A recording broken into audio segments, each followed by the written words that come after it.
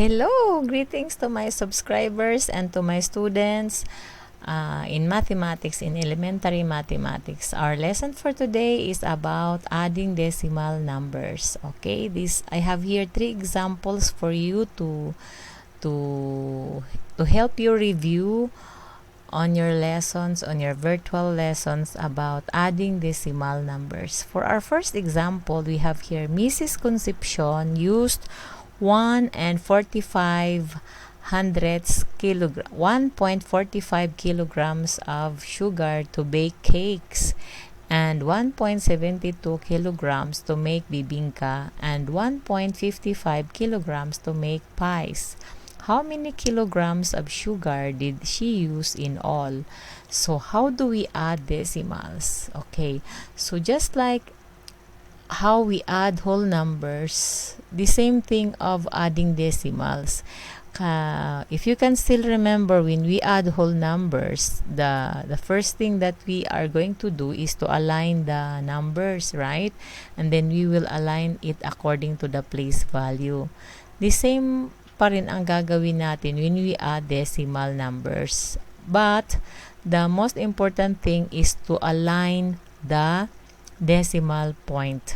Okay, decimal points talaga ang mag-a-align, and then the digits will follow. So in this problem, Mrs. Concepcion used 1 and 45 hundredths kilograms of sugar to bake cakes, 1 and 72 hundredths kilograms to bake bibingka, and 1 and 55 hundredths kilograms to make pies. So we are going to add, because what is asked here is she used in all. So we are going to add this one. So i-add natin. So again, we are going to align the decimal numbers 1 and 45 hundredths. And then align that again. Be sure that the decimals will be aligned. The next one is 1 and 72 hundredths. And then another one is 1 and 55 hundredths. So add them. So 5 plus 2 equals 7. 7 plus 5 equals 12. Carry 1. 1 plus 4 equals 5. 5 plus 7 equals 12. 12 plus 5 equals 17. Bring down 7. Carry 1. 1 plus 1 equals 2. Plus 1 equals 3. Plus 1 equals 4. And then bring down the decimal here. So we have here the answer. The answer is 4 and 72 hundredths kilograms. So, yan lang. Madali lang, di ba? Yan na ang sagot. Kilograms of sugar, of course. Of sugar. Kasi yun naman ang tinatanong niya. So, ayan lang. Ang importante lang dito, mga anak, when we add decimal numbers, be sure to align the decimal points. Okay, and then the digits will follow. Okay, ganun lang ang pinaka-importante. And then, add the digits according to its place, and then bring down the decimal point.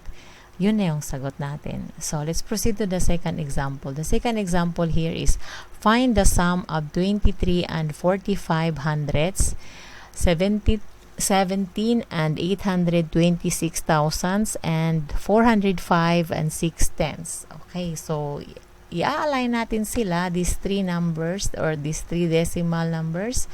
1, 2, 3 decimal numbers. So, isulat natin ang una, which is 23 and 45 hundredths. Okay, the second one is, again, ang decimal, kailangan naka-align dyan. So, this is 17, and then this is 8, the place of 8, the place of 2, and this is the place of 6. Okay, so that's it, ha? And then the decimal point again in this place here. Then this is the place where 5 should be written, and this is the place of 6 which should be written, and then this is the place of 0, and then this is the place of 4. That is how we align these decimals. Can you see that? So, ito ang pinaka-importante talaga. Ito ang guide natin. So, the rest, yan, sunod-sunod na yan. Kailangan pareho sila kasi this is the place value of the tens. This is the place value of the hundreds and this is the place value of the thousands. Sa whole number naman, this is the place value of the ones, this is the place value of the tens, and this is the place value of the hundreds. So, ganyan siya, ha? So, we will now proceed to add these digits. Just like adding whole numbers, mag-start tayo dito sa right side. So, bring down 6. Kasi 0 ito eh. Parang 0 to eh. Parang 0 na to dito, di ba? Okay. Lagyan natin ng placeholder para hindi tayo malilito. Okay, so 6 na siya. Then 5 plus 2 equals 7. And then 4 plus 8 equals 12. 12 plus 6 equals 18. Diba? And then bring down 8, carry tayo ng 1. 1 plus 3 equals 4. 4 plus 7 equals 11. 11 plus 5 equals 16. Bring down 6, carry 1. 1 plus 2 equals 3. 3 plus 1 equals 4. And then we have a 4 here. 4. Placeholder natin dito, pwede natin lagyan ng 0 para hindi tayo malito. Pwede rin hinamang hindi. Okay, so the decimal is this place ang decimal natin, this place. So we will now put the decimal here. So we have the answer. The answer is 446 and 876 thousandths. Okay ba?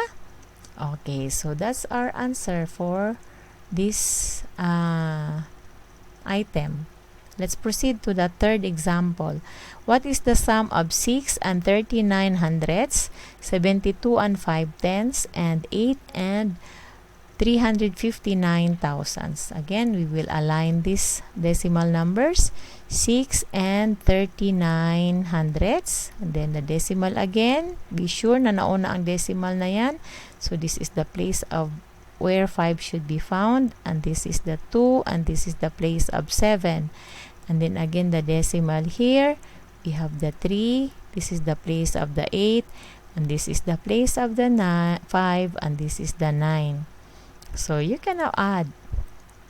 Again, pwede mong lagyan niya ng 0. Pwede rin namang hindi. So lagyan natin ng 0.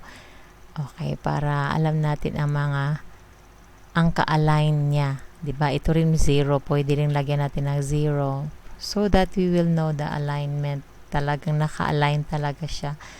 So, kasi ang danger kasi doon, pag na-misplace mo siya ng alignment, you will not get the correct answer. Okay, so we have here 9. And then 9 plus 5 equals 14. Bring down 4, carry 1. 1 plus 3 equals 4. 4 plus 5 equals 9. 9 plus 3 equals 12. Bring down 2. Carry 1. 1 plus 6 equals 7. 7 plus 2 equals 9. 9 plus 8 equals 17. Bring down 7. Carry 1. 1 plus 7 equals 8. So, bring down the decimal here. This will be our answer. So that's our answer. This is now our sum or our total for the 3 decimal numbers that we added. Okay? So that's it. How we add decimal numbers. Ang pinaka-importante lang mga anak, don't forget to align the decimal points. Yun lang talaga ang pinakamahalaga dyan.